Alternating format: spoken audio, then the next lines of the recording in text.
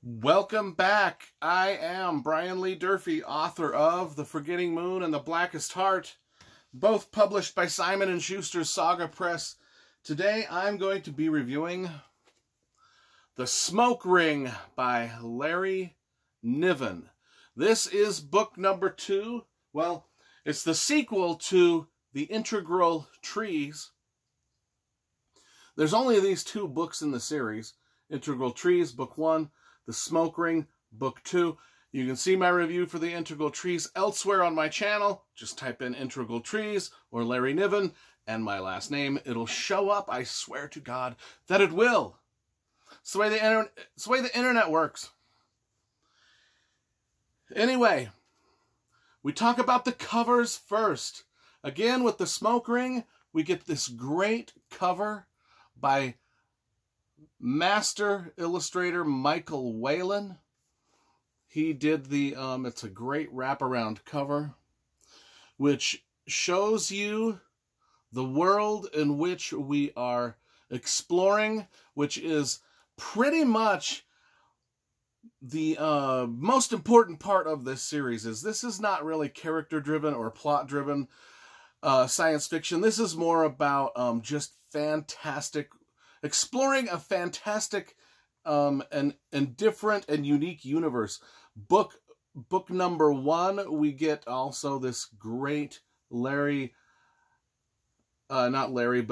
Whelan cover painting, which also gives you a good idea of what we're dealing with. If you can see, we've got the Integral Trees, and I will show you what the Integral Trees look like and what we're dealing with here. But we've got this great painting. Is sort of okay. So let's talk about this world in which these 2 books are set. Now, as you can see, there's no gravity. Spaceship full of humans crash landed in this. I don't even know if you can call it a planet.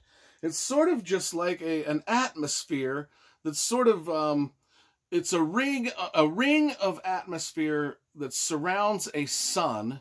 And within that ring of atmosphere is a free-fall, non-gravity environment of just bushes that float, and these integral trees that sort of... Now, let me explain what the integral trees are. So you've got this, let's say a sun right here in the middle of... Let's say there's a sun here, and then this is like the ring of atmosphere that is surrounding that sun. And it's swirling with life. And the life that it's swirling with are these creatures, like these little shark creatures, these clumps of vegetation, a lot of debris, a lot of houses, and people just build their houses and stuff, just kind of out floating, and a lot of debris and things. And then there's these integral trees that float inside these clumps of vegetation and stuff. And the integral trees, let's just pretend that this is the tree. It's just a tree that sort of floats through the atmosphere. And let's say that on one end of the tree is a clump of vegetation. And then on the other end of the tree is another clump of vegetation. So the trees just kind of through the atmosphere. Now in my review of the Integral Trees, I made the mistake of saying that these things were spinning. That they were spinning, which... maybe they were, maybe they weren't, but I think they were just flying through, but I also think they're spinning. But anyway, these trees are huge enough that colonies of people live in these clumps of vegetation, and they can travel. It's not a wise idea to travel along the trunk, because the trunk is just enormous, but they can travel, but it's like... the motion of these trees and the way they move, it does create gravity. It's the only place in this whole sort of free fall environment where gravity is created, which makes me think that they are spinning. I think they're spinning, and people have to cling to them. Like I said, when I mentioned that they were spinning in my review of Integral Trees, people said, no, they don't spin, they don't spin. And I'm like, I think they do spin. And I tried to reread just to... we'll just say that it's sort of like one of those things that is an unexplainable phenomenon of this universe. But anyway, the people can travel from clump to clump, but it's like a long journey because this is like a massive piece of thing. And like you can see that on the tree there, it's big there, and then on the backside they've got even a bigger look at it. But it's like rock climbing, and if you fall, and you're done. You're dead. Anyway, that's the whole thing. Now, what are we dealing with here?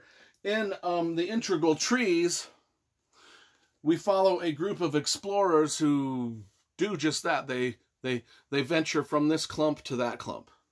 And it takes the entire book. Now, 16 years later, we've got a whole new set of characters, loosely tied to the first set of characters. But they're dealing with other issues, which are these sort of floating debris in these houses and things like this. And they're just sort of out there. It's not really, like I said, there's no real plot to these. The characters, there's numerous characters, and they do different things within the environment. So to say that there's a real story here, there's not. It's more or less the author having fun just describing this environment and playing around in this environment. And that's kind of the whole gist of the story, which is cool. I mean, these do tie into his Ringworld novels. If you've read the 4 Ringworld novels, this does tie into those. One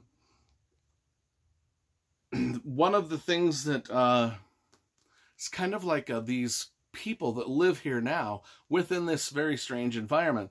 They are just now starting to find out that where they kind of came from, that a long time ago a spaceship sort of crash landed them here and things like that. So there's, I guess if there was a plot to this, it's them unraveling the mystery of where they're from and why they are living in this environment. To them, the environment seems normal until they start exploring, looking into the history of humanity, and then they realize they're living in a place that's very, very not normal.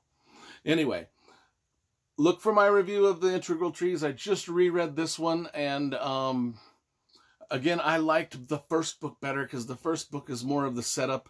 The first book really sort of leaves you with a sense of awe and wonder at this crazy, crazy environment that Larry Niven has created. And then the second book is more of the characters exploring the environment in terms of why do we live in this environment and where did we come from. I really, really love this one. This one is still pretty good. However, I'm not going to rate it as high as the first book. Smoke Ring is going to get about a 7 out of 10 from me, whereas I think this one got a much higher rating. So anyway, if you want to read the two together, I just kind of consider them one big long novel broke up into 2 parts.